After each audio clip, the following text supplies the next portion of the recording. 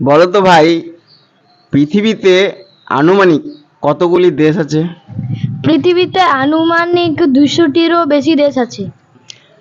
তার মধ্যে থেকে তোমার জানা কয়েকটি দেশের নাম বলো তো, যতগুলি তুমি পারো তোমার ইচ্ছা মতো। জার্মানি, রাশিয়া, ইন্ডিয়া, রুশ, Pakistan, China, Mexico, America, Canada, Brazil, Argentina, Germany, Italy, Afghanistan, Iraq, Palestine, Israel.